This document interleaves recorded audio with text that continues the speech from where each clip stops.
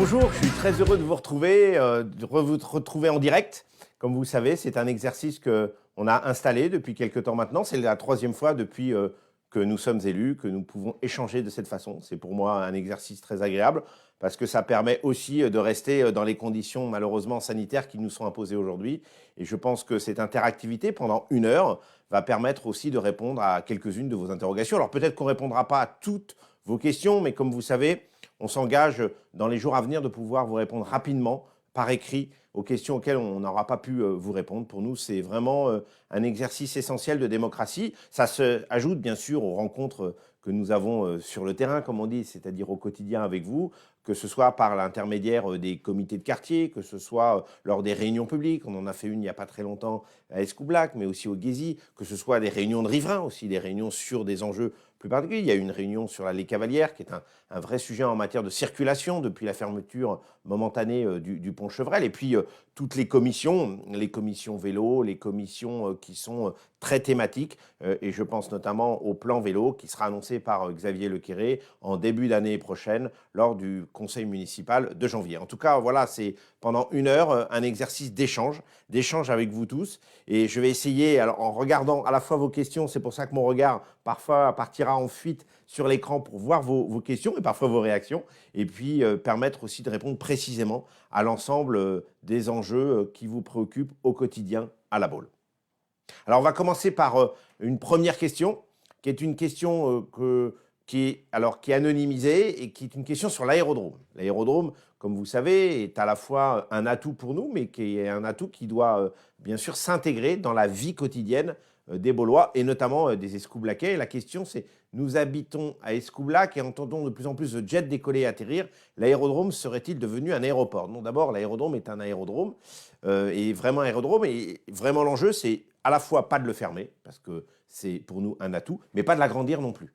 Et donc d'essayer de conserver un trafic qui est un trafic, je dirais, régulier, qui est un trafic qui permet à la fois faire de tourisme d'affaires, mais aussi du tourisme de loisirs. Tout l'enjeu de l'aérodrome, c'est de pouvoir totalement s'insérer dans la vie quotidienne des Escoublaquais. C'est la raison pour laquelle j'ai été, il n'y a pas très longtemps, lors de l'Assemblée générale de l'association Arabesque, qui s'occupe justement des riverains. L'idée, ce n'est pas de créer des conflits en permanence avec l'aérodrome et les riverains, c'est essayer de trouver des réponses pour permettre que ce soit, je dirais, très opérationnel. J'ai choisi de présider justement l'aérodrome pour pouvoir apporter des réponses concrètes et notamment à l'ensemble des résidents. Alors, c'est vrai que ces derniers temps, vous avez eu le sentiment d'avoir plus de trafic. Pour la simple et bonne raison, c'est qu'il n'y en a pas eu pendant le confinement. Et donc, le fait est, c'est qu'on est obligé de revenir dans un contexte qui est un contexte habituel de décollage et d'atterrissage. Il est vrai qu'il y a eu une petite augmentation du trafic ces derniers temps. Et le fait est, c'est que ça a augmenté par la partie confinement qui a fait que beaucoup d'usagers n'avaient pas l'utilisation pendant près d'1 an de cet aérodrome. Les choses vont se tasser. Comme vous savez, nous sommes très vigilants, à la fois sur les silencieux pour les appareils qui sont basés sur l'aérodrome, mais aussi pour essayer de respecter les heures. Et on va revoir avec Arabesque la charte qui a été signée il y a déjà bien longtemps, une charte qui va permettre de pouvoir mettre noir sur blanc l'ensemble des engagements, à la fois pour les usagers de l'aérodrome et pour l'infrastructure. On fera ça en bonne entente avec les pilotes à la fois, et puis les habitants, et puis bien sûr tous ceux qui utilisent au quotidien cet aérodrome. Mais dites-vous bien que cet aérodrome, il est là depuis 1917 et que c'est un atout pour notre ville et qu'aujourd'hui nous en avons besoin aussi pour la dynamique économique de notre ville. Alors, peut-être une question suivante de Alain de Saint-Fargeau. Ma question porte sur la limitation de vitesse sur le remblai et de l'âtre. Que comptez-vous faire pour limiter les vitesses actuellement excessives? Merci. Écoutez, les vitesses, elles sont excessives sur certaines zones géographiques de notre commune.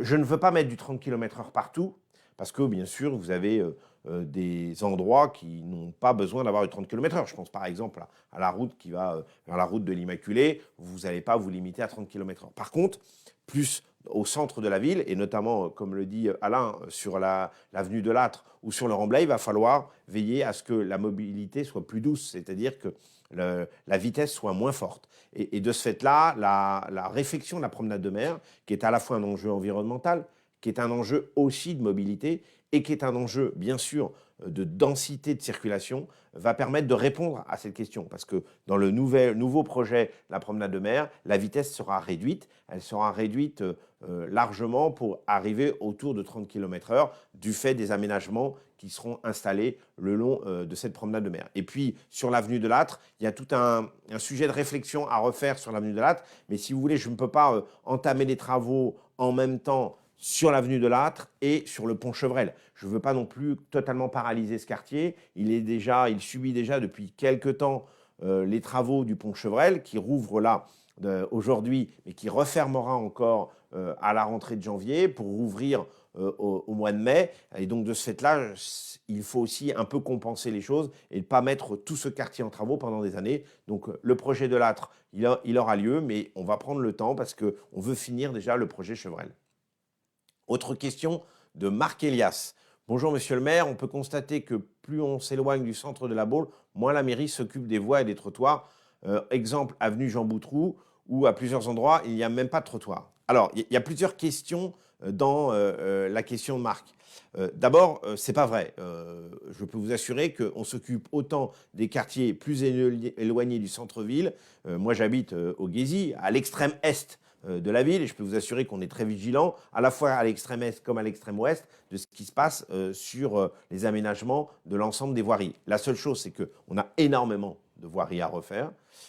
On s'est engagé à refaire au moins 2/3 de la voirie pendant tout ce mandat, ce qui est un engagement très lourd, hein, à la fois financier et en matière technique, parce qu'il faut aussi avoir les hommes et les femmes derrière pour pouvoir le réaliser. Et c'est vrai qu'à chaque fois qu'il y a des aménagements qui nous semblent dangereux, on y va et on intervient de façon urgente. Alors, les trottoirs, il ne peut pas y en avoir partout. Comme vous savez, l'artificialisation des sols est aussi un enjeu majeur. Nous sommes au bord de la mer et nous devons avoir aussi un sol qui puisse accepter les eaux pluviales, absorber les eaux pluviales. Donc il y a des avenues qui ont des trottoirs et il y en a d'autres qui n'en ont pas pour justement compenser. Nous sommes sur une dune de sable et donc l'infiltration doit avoir lieu. Donc à chaque fois c'est un débat, mais en tout cas on s'est engagé en matière de réaménagement des voiries, d'abord de systématiquement concevoir l'enfouissement. L'enfouissement des réseaux, pour nous, c'est un enjeu important, à la fois esthétique, mais aussi, je dirais, en matière de praticité. Et puis aussi, notre engagement, c'est systématiquement de penser à un accès cyclable, que ce soit une voie cyclable, que ce soit une voie partagée, parce qu'on pense que c'est un atout majeur pour nous d'avoir un domaine cyclable très étendu sur notre commune. Donc voilà, c'est vraiment nos deux engagements. Donc Marc, on regardera sur l'avenue Jean Boutroux, mais dites-vous bien qu'on se préoccupe de toutes les avenues de la Baule. Alors, autre question de Jean G, qui habite à l'avenue de Gaulle. Y aura-t-il Noël magique cette année? Si oui, est-ce bien raisonnable en raison du contexte sanitaire? Alors, Noël magique, on l'a inauguré hier soir. Pour nous, c'était la première fois parce que l'année dernière, il avait été annulé. C'est une manifestation qui est très attendue par les Baulois, et même au-delà des Baulois, de l'ensemble des habitants de la presqu'île. C'est un engagement à la fois en termes d'attractivité, puis aussi un événement familial, parce qu'on y vient avec ses enfants, ses petits-enfants. Donc pour nous, c'est vraiment, je dirais, une manifestation incontournable. C'est un engagement financier important pour la ville. Vu que c'est une manifestation extérieure, on a vu avec les services de la préfecture et bien sûr l'agence régionale de santé, il est tout à fait possible de pouvoir ouvrir cette manifestation à condition de respecter les distanciations, le port du masque bien sûr obligatoire et puis le contrôle sanitaire. Donc voilà, ça fait partie des manifestations qui sont aussi font partie de l'ADN de la ville. Et on ne peut pas arrêter toutes les manifestations du fait du contexte sanitaire. Il faut s'adapter par rapport aux uns et aux autres.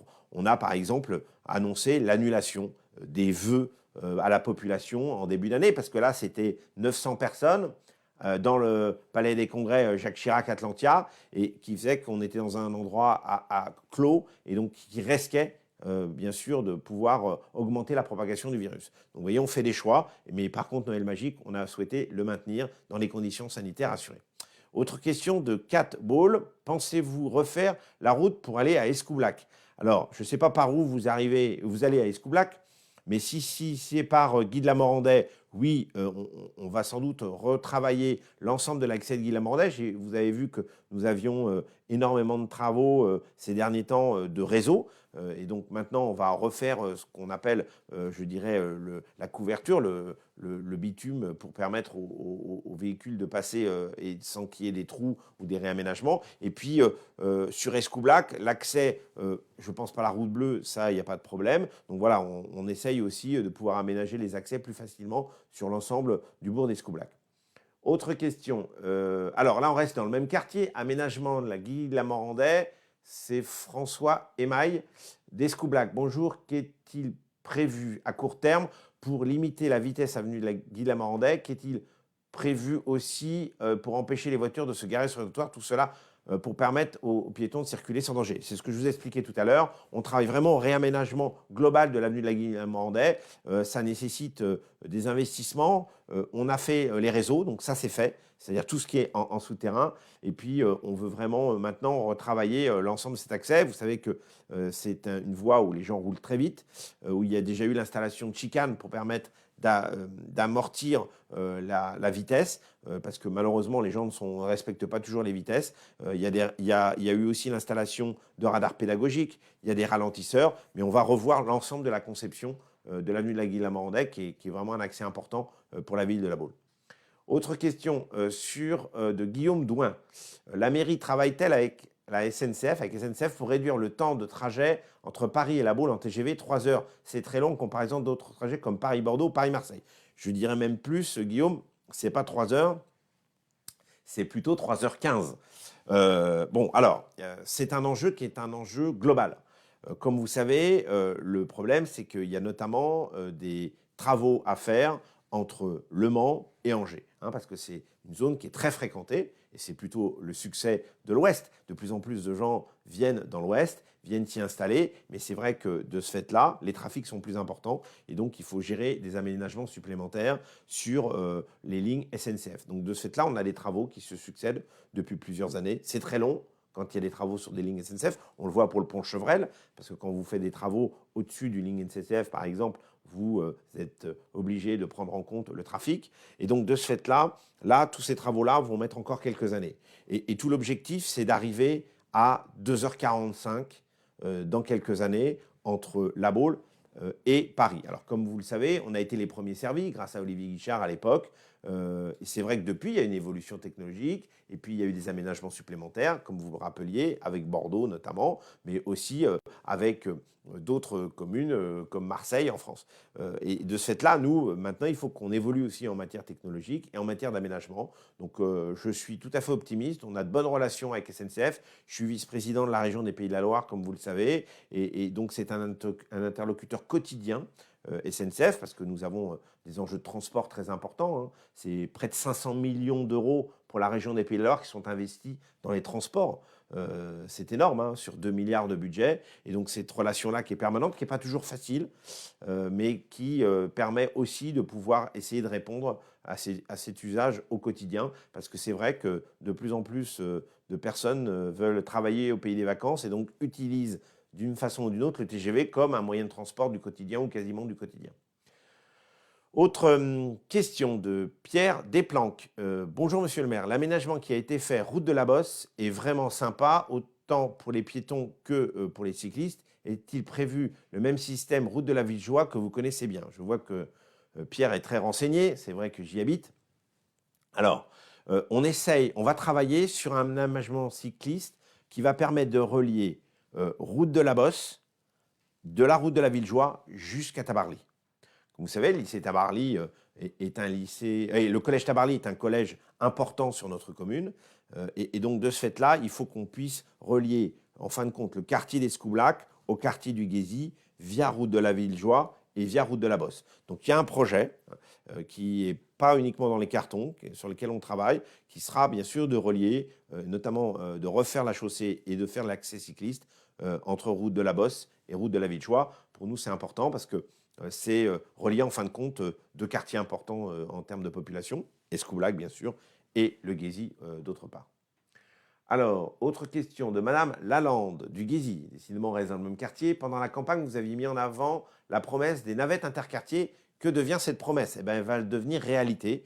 Il a fallu travailler avec Lila Presqu'île sur la réorganisation des deux circuits de transport en commun de la ville, c'est-à-dire la ligne 20. Et donc, de ce fait-là, on aura deux circuits, un circuit ouest et un circuit est. Et il y aura plus d'arrêts sur l'ensemble des communes, ce qui nous permettra d'avoir vraiment une réponse pour le transport en commun au quotidien sur la Baule, sur l'ensemble des quartiers de la Baule. Comme vous savez, la ville est très étalée entre l'Est et l'Ouest. Et donc, de ce fait-là, on avait besoin d'avoir un peu plus d'arrêts et surtout un peu plus de mobilité et d'offres de services de transport en commun. Alors, 30 km/h. Bon, on l'a évoqué tout à l'heure. C'est quand allez-vous faire pour, comme notre voisine Pornichet, imposer 30 km/h partout? Non, je ne souhaite pas imposer le 30 km/h. D'abord, je veux dire, imposer, parfois, ne sert à rien. Parce que d'abord, imposer, il faut le faire respecter. Donc, il faut plutôt faire des aménagements qui permettent de ralentir la circulation. Et on le constate, ce n'est pas parce que vous mettez un panneau 50 que les gens roulent à 50, ce n'est pas parce que vous mettez un panneau 30 que les gens roulent à 30. Il faut justement que l'aménagement de la voie vous permette de réduire votre vitesse et d'arriver à des vitesses entre 30 et 50. Donc c'est tout l'enjeu, par exemple, de la promenade de mer, c'est tout l'enjeu des avenues de la Baule, dans lesquelles parfois les gens roulent très vite. Je pense notamment au Guésy, je pense notamment à Escoublac, où la densité de la population a augmenté. Et le fait est, c'est que le trafic est le plus important et les gens roulent aussi vite qu'auparavant. Donc c'est vraiment avec les aménagements de la voie qu'on arrive à réduire la vitesse. Politique de l'arbre. Ah, je tiens à exprimer ma colère. On m'a refusé le droit d'abattre un arbre sur mon terrain alors que mon voisin a pu le faire. Deux poids, deux mesures. Écoutez, c'est très compliqué l'enjeu de la politique de l'arbre pour une simple et bonne raison, et je le rappelle souvent, c'est que notre ville, elle tient par deux choses, deux aménagements. Elle tient par l'aménagement de la promenade de mer, c'est-à-dire le remblai qui empêche la mer de rentrer dans la ville, et elle tient aussi par les pins qui sont installés pour tenir la dune, parce que nous sommes sur une dune de sable. Et donc les racines des pins tiennent la dune. Donc chaque arbre est un enjeu important de résistance par rapport à l'environnement dans lequel on est. Donc nous sommes très à cheval sur le fait que nous devons conserver cette canopée, c'est-à-dire cette couverture végétale exceptionnelle à travers le monde. On a fait faire une étude, on est une des rares villes dans le monde à avoir une canopée, une couverture végétale aussi importante. Il suffit de survoler la ville de La Baule et vous vous apercevez qu'on est une ville très verte, contrairement à d'autres villes du littoral comme les Sables d'Olonne ou d'autres villes un peu plus haut comme le Touquet. Nous avons, nous, vraiment une canopée exceptionnelle. Donc il faut la préserver. C'est vraiment un patrimoine essentiel. Alors, on change les essences, parce que c'est vrai que les pins ont été installés à la fin du 19e siècle et au début du 20e.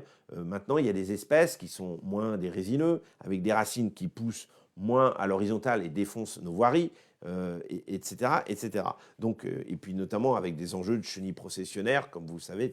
Donc on essaye de changer les espèces, mais on ne veut pas supprimer notre canopée. Donc c'est vrai qu'il y a des débats à chaque fois, parce que tout le monde veut des arbres, mais pas toujours devant chez eux.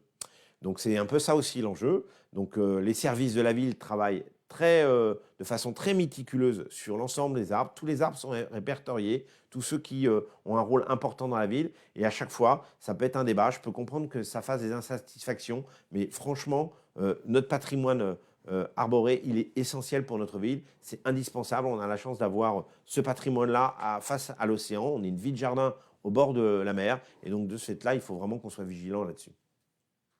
Alors, monsieur le maire, quelle solution pérenne face au sable qui s'en va exonérablement vers Benoît en allongeant le banc des chiens?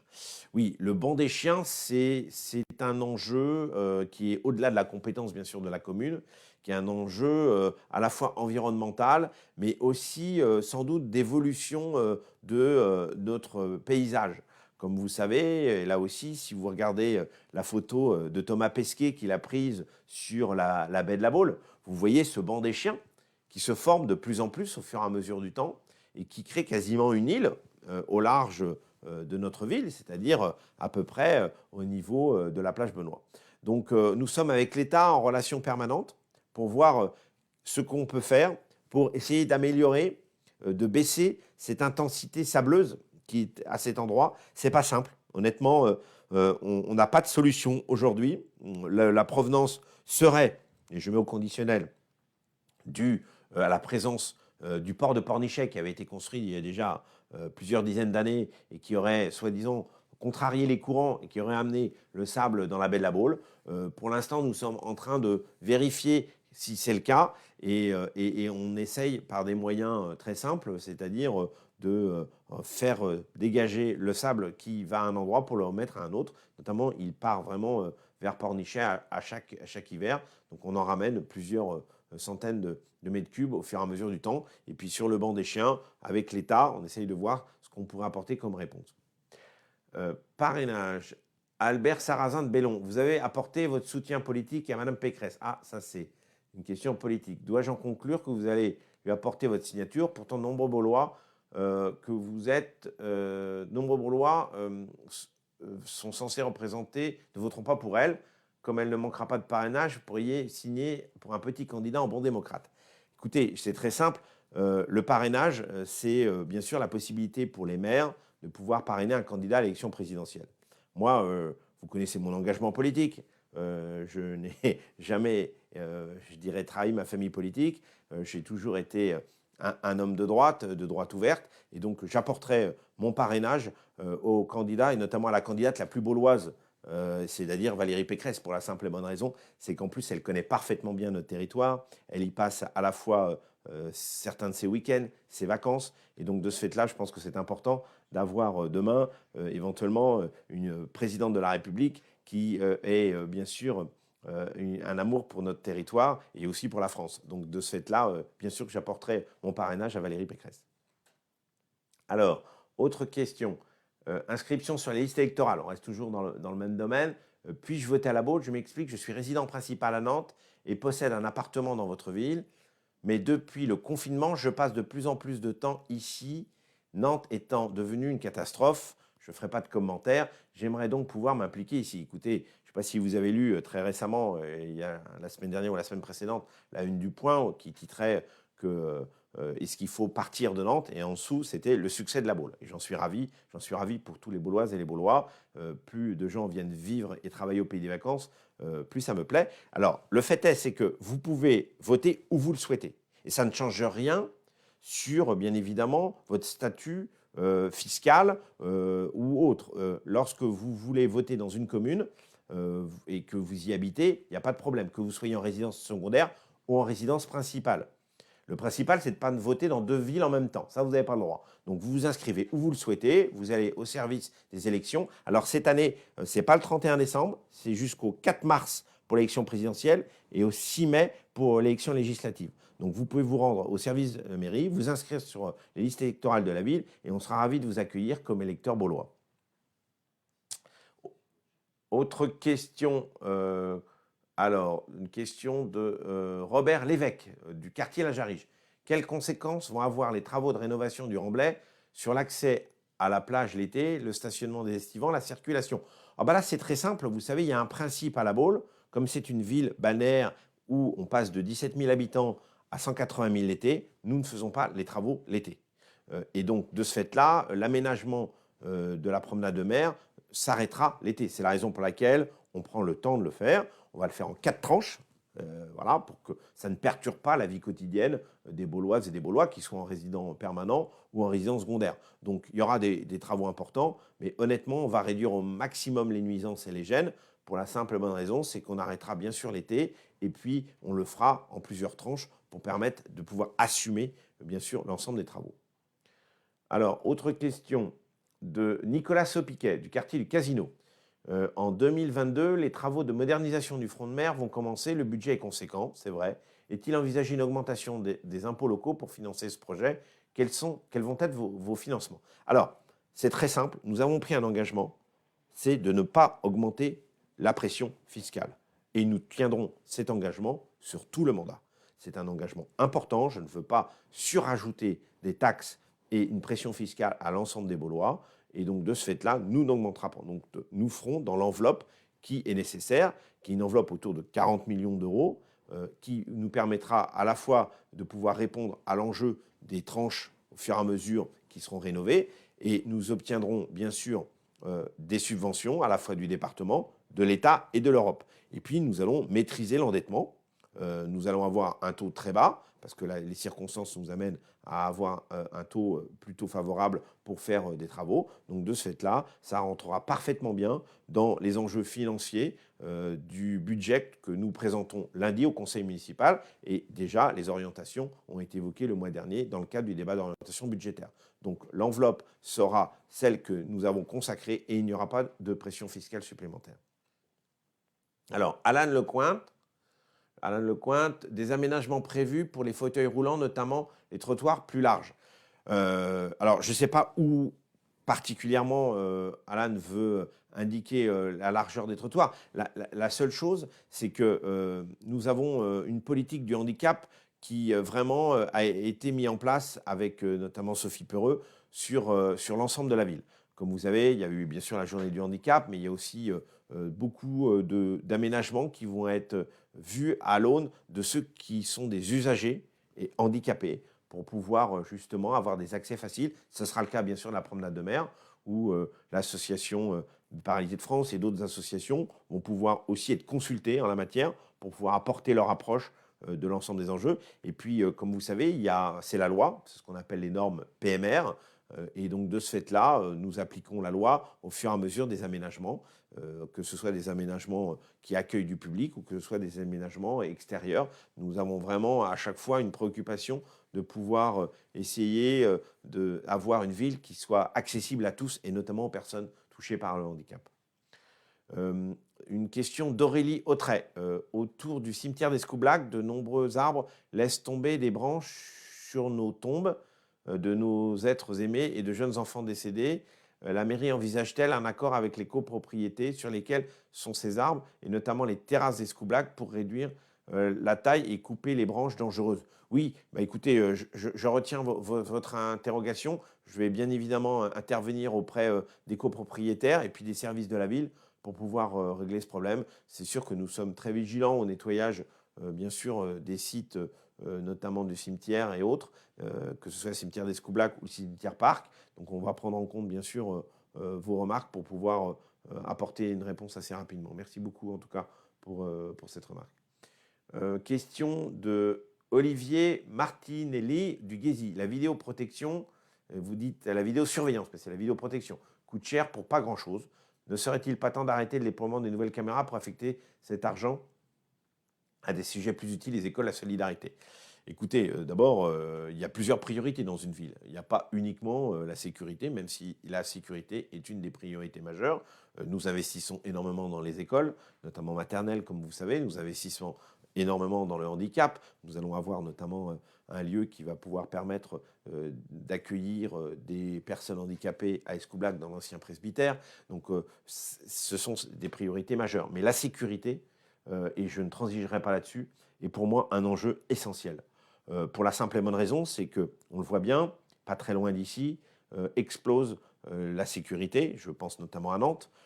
Parfois même, les difficultés peuvent rencontrer Saint-Nazaire. Et donc, de ce fait-là, je veux que ici, les gens se sentent en sécurité. Donc, nous déployons à la fois par les effectifs de policiers municipaux, mais aussi avec l'aide de la police municipale, notre centre de vidéoprotection, qui est un centre de surveillance qui est installé aujourd'hui encore ici dans la mairie et qui permet de protéger et de protéger l'ensemble de la commune. Donc nous continuons à déployer notre vidéoprotection avec l'aide de la préfecture de Loire-Atlantique. C'est indispensable, c'est un enjeu important.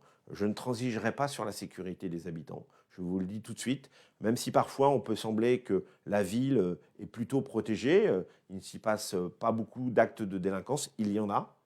Et d'autant plus, je n'attends pas qu'il y en ait encore plus pour pouvoir réagir. Et je pense qu'une politique préventive en la matière est indispensable quand on voit la ville de Nantes qui, en fin de compte, ne s'est pas préoccupée de cet enjeu-là et on voit la situation dans laquelle elle est aujourd'hui. Donc je fais partie de ceux qui sont très déterminés en la matière. Nous avons doublé les effectifs de police municipale, nous avons accru leur formation, nous avons les dotés en matériel, ils seront armés en armes non létales. Il y a eu la création de la brigade équestre, qui est très utile, qui nous permet aussi de surveiller l'ensemble des avenues avec la hauteur quand vous êtes sur un cheval. Donc voilà, la délinquance a été en baisse cet été à La Baule. Il faut continuer à être très vigilant parce que ce n'est pas un acquis la baisse de la délinquance. C'est quelque chose sur lequel il faut être à cheval d'une certaine façon et être très vigilant. Donc voilà, donc le budget pour améliorer les écoles, il est en hausse. Le budget de la solidarité, il est aussi important. Mais honnêtement, la première de nos libertés, c'est notre sécurité. Alors, question de Tristan BDT. Bonjour, le pont sera-t-il fini et bien ouvert le 23 décembre prochain? Écoutez, je pense que vous parlez du pont Chevrel. Le pont Chevrel il est ouvert depuis hier. Il va se refermer au début du mois de janvier. Alors vous allez me dire c'est très long, c'est vrai, mais vous verrez la réalisation, elle est très belle. On a fait des choix qui sont par exemple de mettre du pavage plutôt qu'un bitume noir. Donc ça permet d'avoir un accès, une entrée de ville, je dirais à la hauteur de la réputation de la Baule. On aura une entrée de ville qui sera belle, éclairée, arborée, avec bien sûr la possibilité de pouvoir rentrer dans une ville de façon, je dirais, très ouverte. On aura notamment les drapeaux qui seront à l'entrée de la ville. Vous voyez, ça sera une vraie entrée de ville et je pense que la réalisation vous satisfera. Mais c'est vrai que, en l'occurrence, le plaisir est vraiment dans l'attente. Ça dure un petit peu longtemps. Alain de Saint-Fargeau, merci pour votre réponse à ma question précédente. Que comptez-vous faire pour faire cesser les rodéos urbains sur le Remblai constatés le week-end encore? Et vous avez raison, notamment pas loin d'ici, là je suis ici à la mairie, au niveau de l'avenue de Gaulle. La réfection de la promenade de mer prendra en compte, bien sûr, la possibilité de pouvoir répondre à cette, je dirais, à cette délinquance qui est une délinquance très pénible pour deux raisons. Parce que d'abord, la circulation sera beaucoup plus atténuée. Et une deuxième raison, c'est que nous avons nous souhaitons passer un accord avec le ministère de l'Intérieur pour être dans les premières villes qui installent des radars anti-bruit. Les radars anti-bruit permettent, si vous voulez, avec les décibels, de déclencher et de photographier les plaques. Donc nous aurons des dispositifs à la fois de vidéoprotection et de radars anti-bruit qui permettront aussi de répondre à cette délinquance qui est très pénible. Autre question de Jacques Balman. Bonjour Monsieur le maire, vous êtes satisfait à juste titre du succès croissant de la ville, mais quelles sont les mesures prises pour garder la quiétude et la douceur de vivre, limiter l'urbanisation à outrance, maintenir la sécurité? Bon, sur la sécurité, je crois que j'y ai répondu. C'est vraiment pour nous un enjeu majeur. Sur l'urbanisation à outrance, vous avez raison. Par exemple, nous avons calmé les choses sur Escoublac. Je trouvais que l'urbanisation était trop forte. Mais on a aussi besoin d'avoir des logements accessibles pour une population qui travaille à la Baule. On ne peut pas être uniquement une ville qui accueille que des gens qui ont énormément de moyens, parce que comme vous savez, le prix du mètre carré est très élevé. Il faut aussi que notre économie puisse vivre avec des gens qui vivent ici. Je pense notamment à tout le personnel qui travaille dans le monde du tourisme, tout le personnel qui travaille chez les commerçants, qui n'ont pas toujours des salaires très élevés, et il faut qu'on puisse aussi les accueillir sur notre ville. Donc c'est un équilibre qui est un équilibre pas facile du fait que nous n'avons pas beaucoup de foncier sur notre commune. Comme vous savez, nous sommes coincés entre le parc naturel régional de Brière et puis l'océan Atlantique. Et de ce fait-là, entre le Pouliguen et Pornichet, et donc les terrains non bâtis n'existent quasiment plus.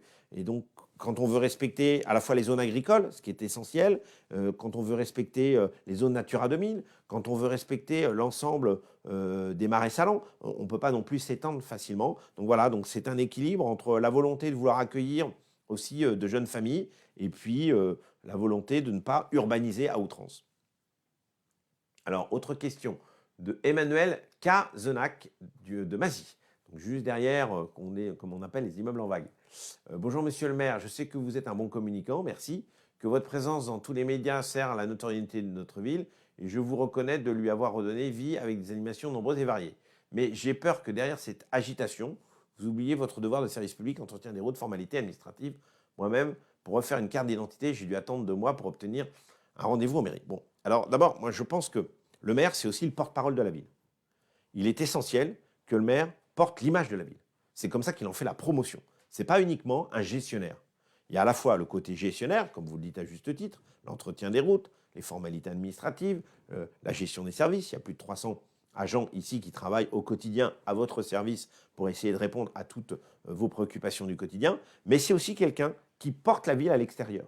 Parce que c'est important, surtout quand on est une ville qui est une ville touristique, à laquelle il faut faire venir. Nous sommes en concurrence avec d'autres villes de l'Ouest. de Saint-Malo à Biarritz, vous imaginez bien que les gens ont le choix. Et donc nous, il faut qu'on continue à attirer, que ce soit l'été, mais aussi l'hiver, et des gens qui viennent s'y installer aussi à l'année, que les résidences secondaires deviennent des résidences principales.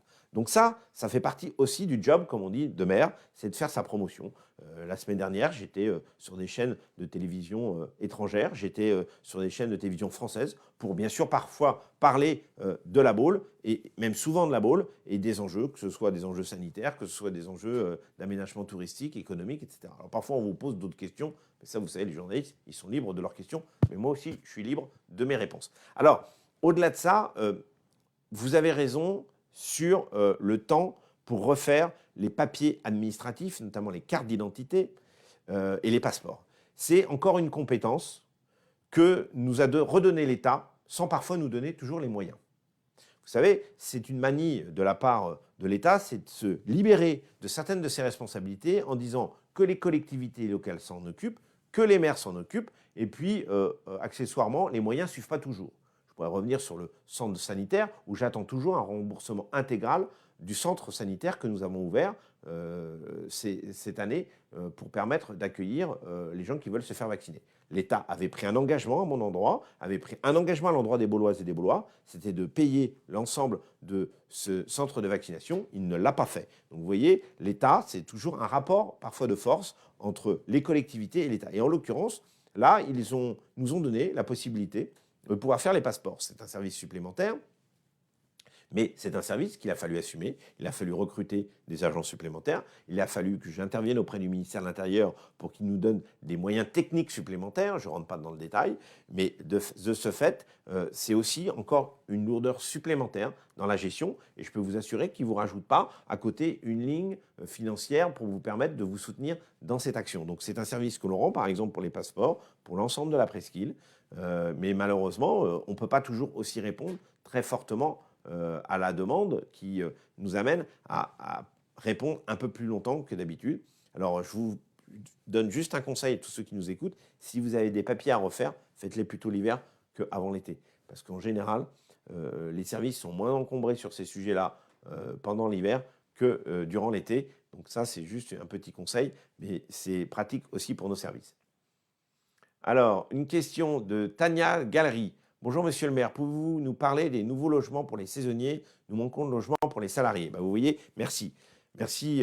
Écoutez, c'est très simple. On l'évoquait tout à l'heure. À la fois, on me demande de moins urbaniser et à la fois, on me demande de faire des logements. Donc, vous voyez, le maire, c'est un équilibre avec son équipe municipale pour pouvoir répondre aux deux. Donc, ce que je vous disais, c'est que nous construisons et nous continuons à construire dans les limites que l'on a, qui sont des limites foncières, des logements accessibles pour ceux qui veulent s'installer et aussi des logements pour les saisonniers.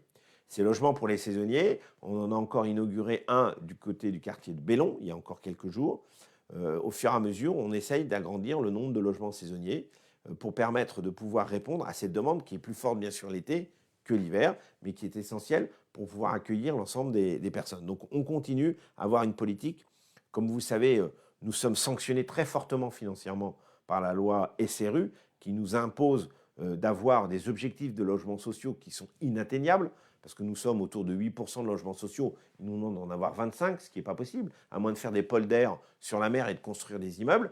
Je ne vois pas comment est-ce qu'on peut le faire, avec les limites que l'on connaît et surtout les impératifs de protection de notre environnement. Donc là aussi, parfois, il y a des contradictions entre ce que nous impose l'État et la réalité de nos moyens, la réalité de nos possibilités. Mais on continue à faire des logements. On inaugure quasiment tous les mois encore des projets. Il y en a eu un magnifique qui est le hameau des Pins, l'ancienne colonie de vacances qui était dans le bois d'Escoublac.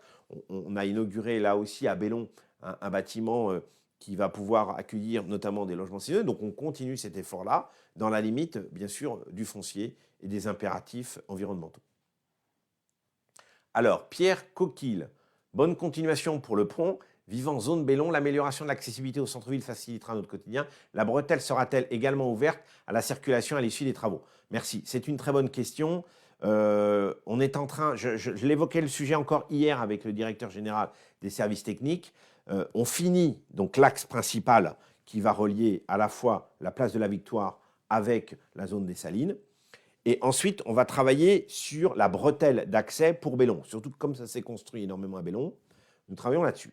La seule chose, c'est que ça va être des enjeux financiers importants parce que nous sommes en train de regarder la résistance qui n'était pas fiable du pont qui traverse, en fin de compte, cette zone-là. Donc, on va vérifier à la fois sa résistance, voir quels sont les enjeux financiers et de construction pour pouvoir y répondre. Je préférerais, c'est sûr, comme vous, avoir une bretelle d'accès véhicule pour permettre de désengorger notamment le rond-point Saline, c'est-à-dire le rond-point qui mène à Guérande et à la zone commerciale. Mais il faut qu'on regarde, bien sûr, à la fois le degré de résistance, notre capacité en matière urbanistique pour pouvoir le faire. Mais ce sera un petit peu la deuxième phase du pont Chevrel, en tout cas de l'accessibilité à ce quartier. Alors, Nicolas Muff, PMR. Bonjour Monsieur le maire, 2 questions s'il vous plaît. Nous habitons le quartier des Salines avec un petit garçon de 2 ans. Il y a un petit parc à côté de chez nous. Serait-il possible d'en faire un parc pour enfants avec quelques jeux? Ensuite, l'immobilier ayant énormément augmenté, il est compliqué pour des locaux de devenir propriétaires. Y a-t-il des plans d'accessibilité à la propriété à l'étude? Alors, je réponds tout de suite à votre deuxième question. Il y a des plans d'accessibilité à la propriété à l'étude. Je vous rappelle que même la ville aide financièrement l'accessibilité, la primo-accessibilité. Donc ça, c'est important. Quant au jeu, on va regarder ce qu'on peut faire sur l'aménagement de ce petit parc. Je vois très bien où il est. Pourquoi pas? On est en train de regarder en ce moment l'ensemble des petites zones, je dirais, qui nous permettent de pouvoir faire jouer nos enfants. Là, on va voir un projet aussi de réflexion de celle qui est de l'autre côté, qui est à la place du Moulin, où on va refaire la fresque, notamment y saluer dans ce quartier où il y a beaucoup de navigateurs, de saluer l'exploit de Sébastien Rogue et toute son équipe lors de la Transat Jacques Vabre. Et donc, je vais regarder là sur les aménagements, vous avez raison, ce qu'on peut faire si on peut y mettre quelques jeux qui peuvent permettre de faire plaisir à la fois à vos enfants et à toutes les familles. Alors, question de Sabine Tollet, dans le centre. Monsieur le maire, je veux simplement féliciter vos services. Merci pour eux, parce que parfois on oublie de les féliciter, et je vous remercie. J'avais perdu un téléphone, et 2 jours plus tard, la PM m'a contacté pour me le rendre, car il avait été trouvé, c'est formidable. Oui, une chose dont on ne sait pas toujours dans cette ville, c'est que les objets trouvés sont gérés par la police municipale. Et il faut savoir que c'est environ 30% des objets trouvés qui sont ainsi récupérés. C'est-à-dire qu'il y en a 70% qui ne sont pas récupérés. Parce que je pense que les gens ne savent pas toujours aussi que la police municipale récupère des objets. Alors, quand ils savent à qui est propriétaire de l'objet, bien évidemment, ils les appellent, mais quand ils ne savent pas, ils les conservent. Et donc, je vous invite à chaque fois que vous avez une perte, à ne pas hésiter à appeler la mairie pour permettre de savoir s'il n'a pas été récupéré par la police. Parce que les gens ici, parfois, ils sont civiques et dès qu'ils trouvent quelque chose, que ce soit des clés ou autre, ils le redonnent à la police municipale. Alors, Jean Le Breton, hôtel de ville, pourquoi le centre de vaccination a-t-il mis autant de temps avant d'ouvrir alors qu'il y avait urgence sanitaire? Bon, autant de temps, honnêtement, on a mis 15 jours. Je vous rappelle qu'on a ouvert le premier centre de vaccination de février à septembre. On l'avait fermé pour la simple et bonne raison, c'est qu'on était à un moment à 1000 injections par jour, on était descendu bien en dessous de ce chiffre à la fin, et qu'on voyait bien que la médecine de ville, à la fois les pharmaciens et les infirmiers prenaient le relais. Donc, de ce fait-là, on l'a fermé. Et puis, l'ARS nous a redemandé de le rouvrir, étant donné qu'ils ont annoncé la 3e vaccination. Et je pense que c'est essentiel pour une ville d'apporter service, même si ce n'est pas dans nos compétences. Je vous rappelle que la santé n'est pas une compétence municipale, c'est une compétence nationale, un peu régionale, mais pas municipale. De ce fait-là, nous avons pris l'engagement de pouvoir rouvrir ce centre. On l'a rouvert cette semaine. J'ai même participé à la première injection, parce que c'est du Moderna, et vous voyez, je suis en forme. Donc j'avais été vacciné des 2 premières injections Pfizer, la 3e était Moderna. Donc là-dessus, il n'y a pas de débat, c'est un bon vaccin.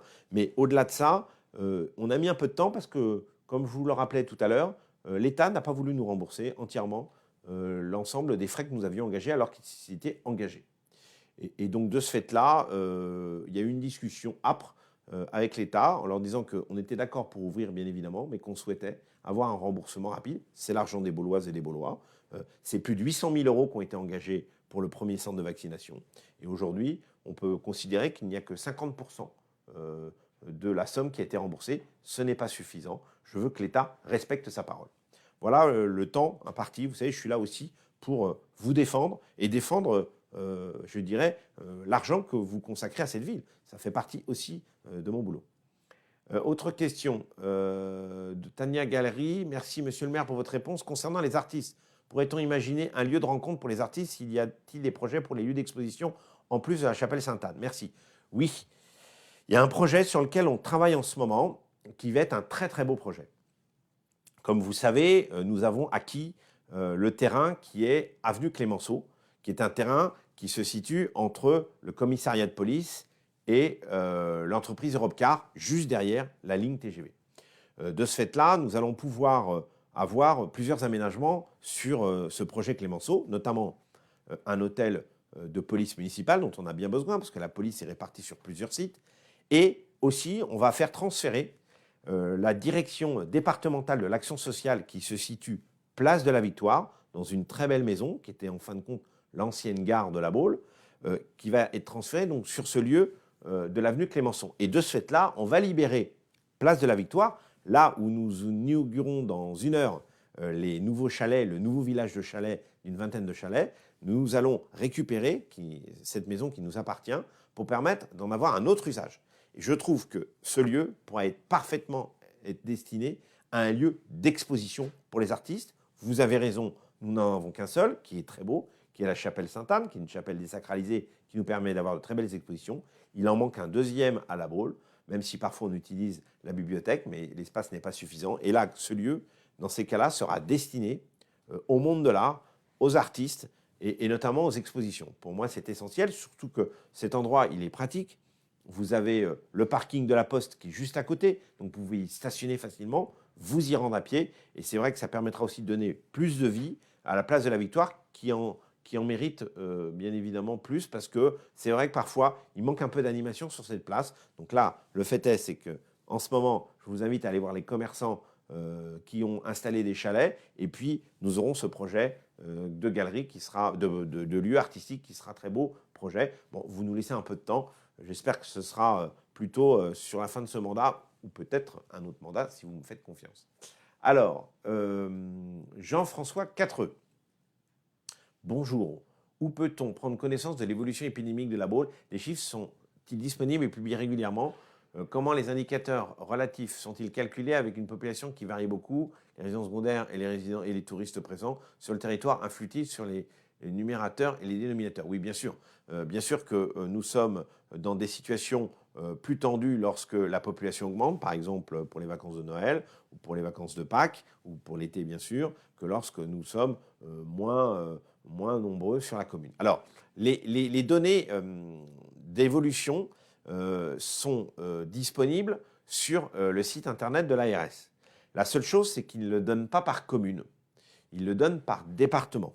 Et nous, avec le comité de veille et d'information sanitaire, présidé par le docteur Elisabeth Hubert, qui a été ministre de la Santé, nous essayons de temps en temps de vous donner des chiffres plus ciblés pour que vous preniez en compte l'évolution sanitaire. Mais on ne peut pas le faire systématiquement, donc on le fait par l'intermédiaire de ce comité de veille et d'information sanitaire. Nous sommes très vigilants sur l'évolution sanitaire, comme vous le savez. C'est la raison pour laquelle on a pris la décision d'ouvrir le centre de vaccination cette semaine. C'est vraiment pour nous une nécessité de pouvoir surveiller, comme le lait sur le feu, l'évolution sanitaire. Mais aujourd'hui, l'évolution sanitaire est plutôt satisfaisante sur la commune. Et pourquoi avoir remplacé les gabions en Avenue Jarige par des bancs très moches? Bon, ça c'est un peu subjectif. Bon, d'abord, les gabions, ils étaient très très moches. Peut-être que les bancs ne vous plaisent pas, mais les gabions, ils étaient très très moches. On avait l'impression d'être dans une situation de conflit où vous aviez des cailloux encerclés par de la ferraille. Là, ce qui a été fait, et ça a été fait en concertation avec le comité consultatif de quartier, ça a été fait en concertation avec l'ensemble des commerçants de l'avenue Jarige, c'est de pouvoir mettre de façon pérenne des terrasses qui puissent à la fois sécuriser les clients et qui puissent être un peu plus beaux que ce qu'il y avait auparavant. Alors peut-être que vous êtes arrêté à la moitié des travaux, parce qu'au départ, bien sûr, il y avait un soubassement qui était en béton, mais il y a eu bien sûr un bardage tout en bois, et puis il va y avoir un fleurissement aussi sur l'ensemble de ces terrasses. Donc je pense que c'est beaucoup mieux que ce qu'il y avait auparavant, et surtout c'est beaucoup plus pratique, et je pense que les commerçants sont très satisfaits, parce que j'en ai vu certains qui m'ont dit qu'ils étaient très satisfaits de cet aménagement, qui permettra d'organiser beaucoup mieux cet aménagérige, qui vraiment revient à la mode. Il y a de plus en plus de commerçants qui ouvrent, il y a un nouveau traiteur marocain qui va ouvrir, je crois qu'il y a même un projet de traiteur italien. Il y a bien sûr le bureau de presse qui va bouger, qui va avoir un lieu encore beaucoup plus accueillant. Nous avons un nouveau coffee shop qui est très sympathique, qui a ouvert aussi. Donc voilà, donc c'est vraiment une avenue qui repart, qui se redynamise, et nous voulons accompagner avec un investissement important de plus de 170 000 euros pour permettre d'aménager ces terrasses. Et vous verrez qu'à l'arrivée, on aura de belles terrasses. Elles vont vieillir avec le temps, elles vont griser parce que c'est du bois naturel. Et de ce fait-là, ça sera un outil à la fois, bien sûr, de promotion commerciale, mais aussi d'accueil pour l'ensemble de nos commerçants qui vont pouvoir agrandir leur surface. Alors, Brieux, vous avez racheté un prix exorbitant l'ancien bâtiment des pensions de l'Éducation nationale, avenue Clémenceau, pour en faire un commissariat de l'APM. C'est idiot, merci pour la réflexion. Aucune ville de France a un tel commissariat. Lors du dernier conseil municipal, l'opposition a montré sa sagesse en demandant plutôt un site pour les entreprises. Je crois que vous ne connaissez pas le sujet, monsieur Brieux. D'abord, je tiens à vous dire qu'on ne l'a pas acheté à un prix exorbitant.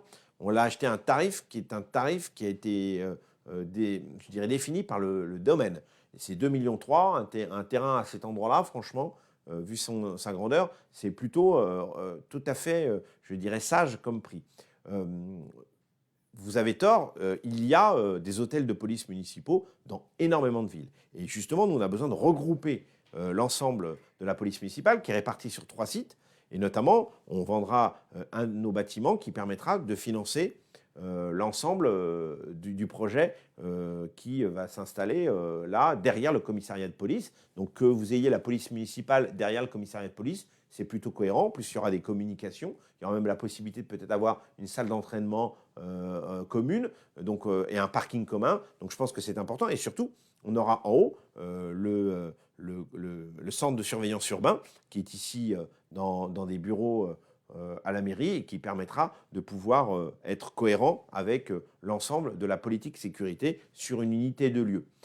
Au-delà de ça, sur ce terrain, il y a 3 projets.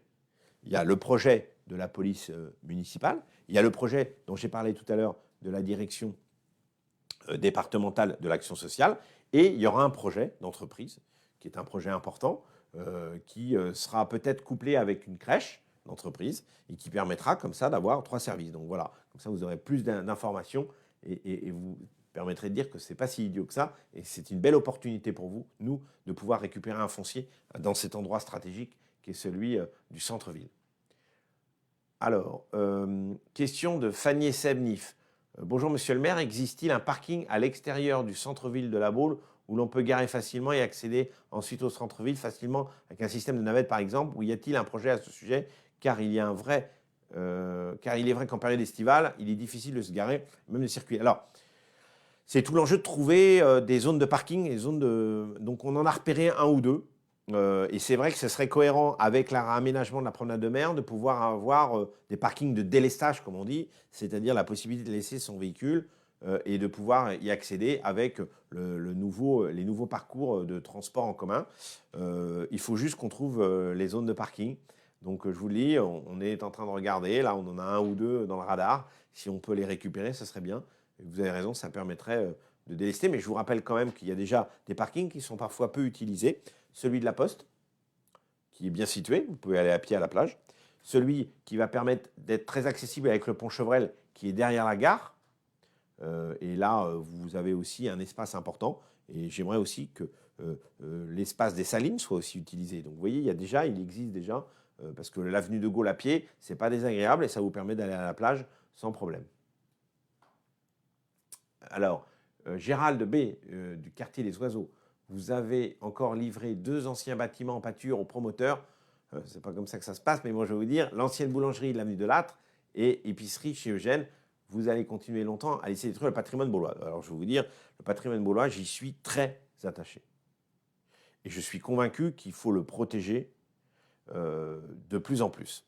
La seule chose, c'est qu'il y a des bâtiments qui menacent ruine. C'est le cas, par exemple, du Quai Liv, dans lequel on est en train d'essayer de travailler sur une solution qui permettrait à la fois de répondre à la difficulté de refaire un bâtiment et de ne pas enlever l'ensoleillement de la place Leclerc, qui est essentiel pour l'ensemble des commerçants. Quant aux deux bâtiments dont vous parlez, moi j'ai connu cette boulangerie, j'ai acheté même des petits bonbons, je me rappelle très bien.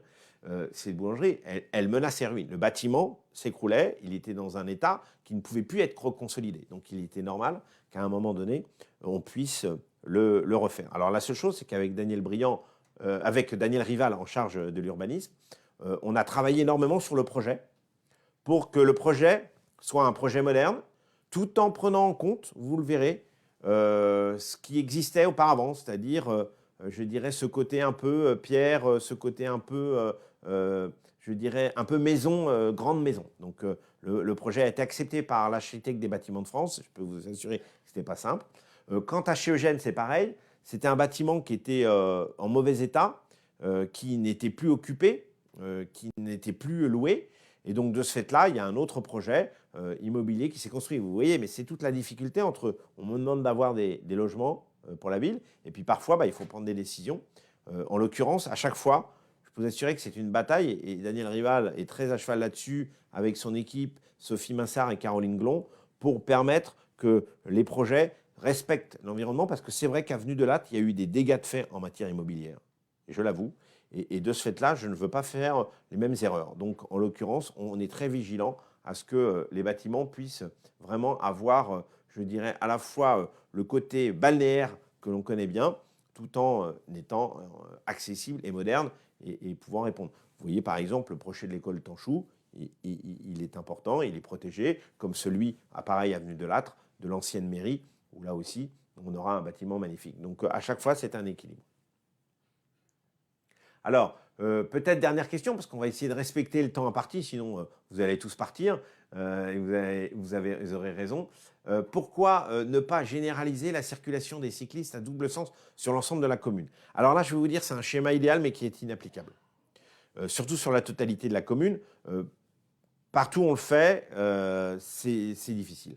Je pense qu'il faut mettre en place un plan vélo. C'est ce que fera Xavier Lequéré, qui annoncera en début d'année au conseil municipal de janvier ce plan vélo, qui est un plan vélo qui va prendre en compte nos 230 km de voirie.